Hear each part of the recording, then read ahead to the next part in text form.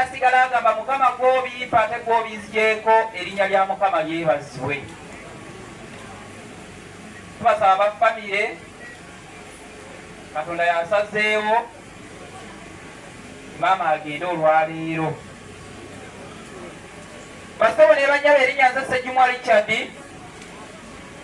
ni ssentebe w'eggombolola y'e Kagamba. Sebo Levuland tusanyusa okulaba. Bannakagamba amalabye wano bangi nnyo bazze kulwala ekyo. Bannakagamba sinze basinga ssente saasoma okubasinga balina batwale kye basinga naye olw'ekisa kya Katonda nze kyamanyi waabwe Mukama yeebazibwe. Basebo ne bannyabo nange nazze mu lulookaano era nasunsuddwa okujja okuvuganya ku ntebe ya kyamani wa disitulikiti. Era omuzungu agamba disability is not inability. Ekyokuba obulema tutakola ki? Sebo chairman njagala kuloopera tubadde tupaakinga awo n'omuvubuka ndeze ku piki. Omusajja agambye akasajja kano katambula we tulaga tukasangayo. Yalo bategeeza basebo ne bannyabo nze siri kasajja. Amwe maana amanga zemmere ndi musajja.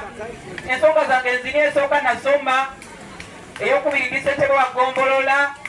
Eyokusatu nina omukyala nazaala n'abalongo mpita akasajja wacha weewe.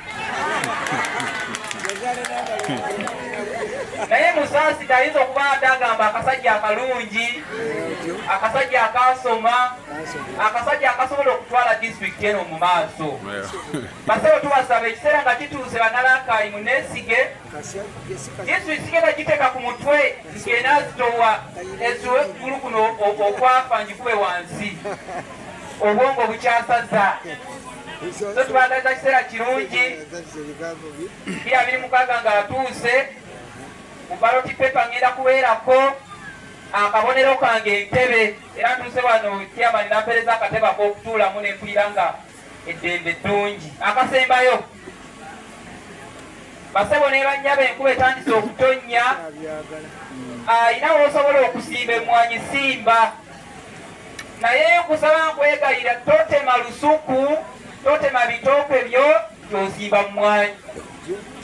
Oyo ayina ettaka eggazi gwe simba naye gw'ayina effunda tukusaba beera n'emmere kubanga tubeerawo lwakulya.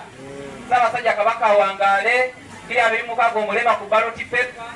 Muzeeyi mugambire abanyankole nibagira ngu olume kurukura lunga abaana baalo bw'anaalemera mu ntebe Muzeeyi Sekama omulema ne mutomera yanaagwa yanaamanyayo neyanza neyanze